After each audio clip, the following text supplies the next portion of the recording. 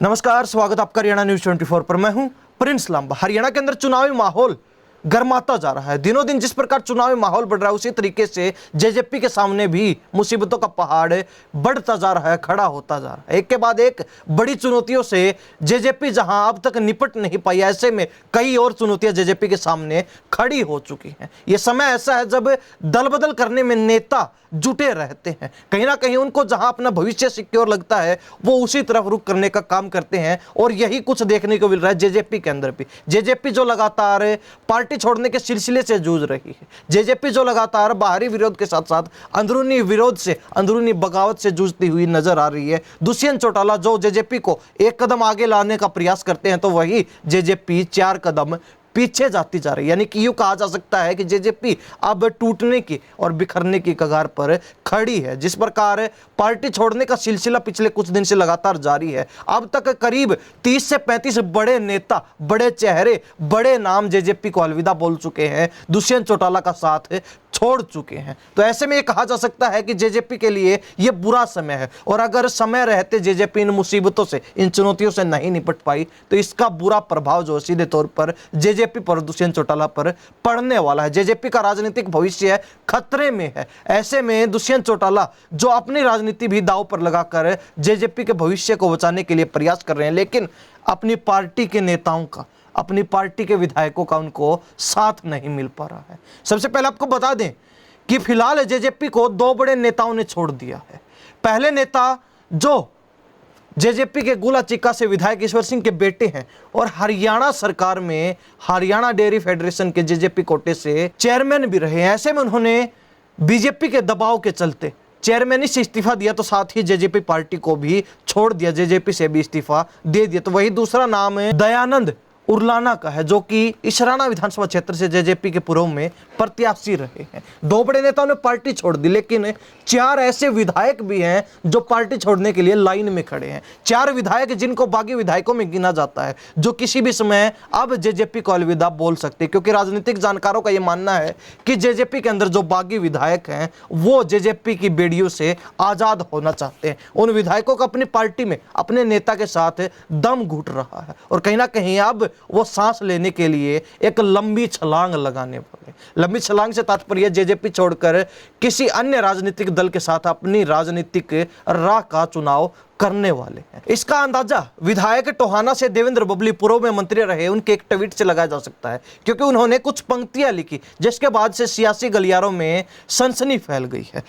देवेंद्र बबली लिखते हैं, जो तुझसे लिपटी बेड़ियां समझ न इनको वस्त्र तू, ये बेड़ियां पिघाल के बना ले इनको शस्त्र तू खुद की खोज में निकल, तू किस लिए हताश है, तू चल तेरे वजूद की समय को भी तलाश है। इन पंक्तियों के माध्यम से राजनीतिक जानकारों का यही मानना है कि देवेंद्र बबली जो है वो इशारों में संकेत दे रहे हैं पार्टी छोड़ने का। वो अब जेजेपी में ज्यादा समय तक नहीं टिकने वाले, किसी भी समय जेजेपी को दुष्यंत चौटाला को अलविदा बोल सकते हैं। हालांकि देवेंद्र बबली को लेकर यह शुरुआत से ही कहा जा रहा है कि वो बीजेपी में एंट्री ले सकते हैं किसी भी समय। क्योंकि जब बीजेपी जेजेपी का गठबंधन टूट रहा था, जेजेपी ने दिल्ली में विधायक दल की बैठक बुलाई, तो देवेंद्र बबली अपनी पार्टी की बैठक में ना होकर बीजेपी की बैठक में बीजेपी की लीडरशिप के साथ नजर आ रहे थे। जिसके बाद से लगातार कहा जा रहा है कि देवेंद्र बबली दुष्यंत चौटाला को छोड़कर बीजेपी में जाने वाले। हालांकि पूर्व में मुख्यमंत्री रहे मनोहर लाल खट्टर ने उस समय देवेंद्र बबली के लिए बीजेपी का रास्ता साफ कर दिया था, सुभाष बराला को राज्यसभा में भेजकर। क्योंकि जो ही सुभाष बराला की राज्यसभा में एंट्री हुई, त्यों ही बीजेपी के लिए टोहाना विधानसभा क्षेत्र खाली हो गया। और ऐसे में देवेंद्र बबली के लिए इससे गोल्डन चांस कोई नहीं हो सकता। अब मैदान में जो हो वो अकेले ही नजर आने वाले। हालांकि देवेंद्र बबली को लेकर यह भी कहा जाता है कि वो पार्टी क्यों छोड़ रहे हैं, क्यों उन्होंने अपने ही पार्टी से, अपने ही नेता से, जिन्होंने उनको विधायक बनाने का काम किया, उसको त्याग रहे हैं, उसको छोड़ रहे हैं। हालांकि इसके पीछे की वजह यह है कि देवेंद्र बबली को जेजेपी की तरफ से नजरअंदाज किया गया। क्योंकि जिस विधानसभा क्षेत्र से देवेंद्र बबली विधायक हैं, वहीं से प्रदेश अध्यक्ष जेजेपी के निशान सिंह भी आते थे।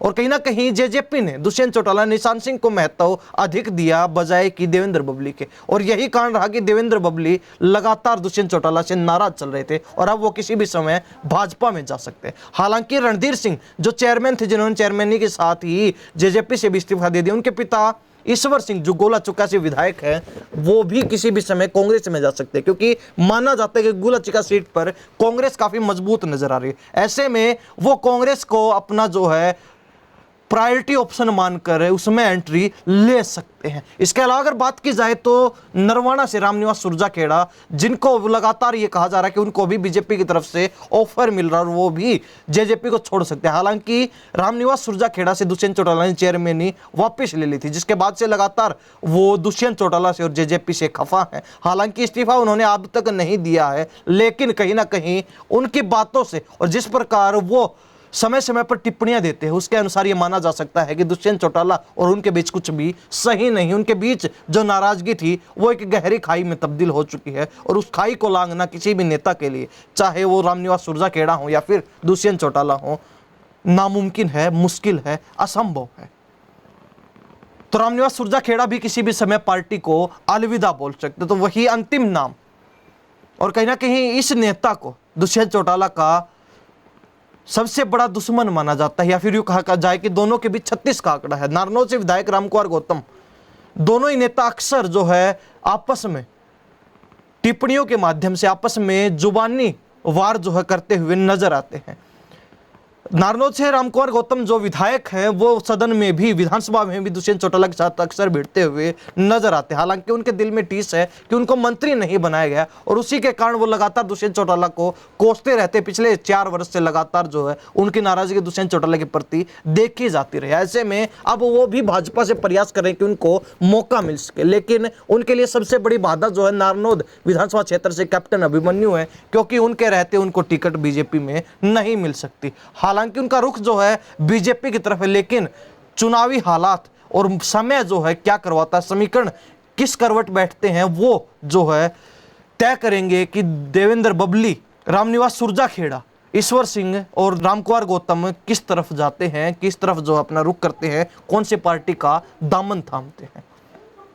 लेकिन यह तय है कि जेजेपी अगर अपने 4 और विधायकों को खो देती है तो ऐसे में जेजेपी के सामने कोई भी ऑप्शन नहीं बचने वाला है। जेजेपी पूरी तरीके से टूट जाएगी, बिखर जाएगी। दुष्यंत चौटाला के पास जो है अपनी पार्टी को खड़ा करने के लिए कोई भी सहारा नहीं बच पाएगा, क्योंकि माना जाता है कि पार्टी के अंदर जो मजबूती है वो कब मजबूरी बन जाए और जो बंधन है वो कब बेड़ियों में बदल जाए ये कोई नहीं जानता। और ऐसा ही कुछ जेजेपी के विधायकों के साथ हुआ। जो 4 बागी विधायकों के रूप में जाने जाते हैं वो कभी भी इन बेड़ियों से, इन जो है बंधनों से आजाद हो सकते हैं। हालांकि हरियाणा प्रदेश की जनता क्या सोचती है, जिस प्रकार दुष्यंत चौटाला बाहरी विरोध के साथ अंदरूनी विरोध को झेल रहे हैं, जिस प्रकार जेजेपी लगातार बिखरती जा रही है, क्या सोचते हैं कमेंट में अपनी राय जरूर रख दीजिए। इन्हीं सब बातों के साथ मैं प्रिंस लांबा, हरियाणा न्यूज़ 24। नमस्कार, जय हिंद।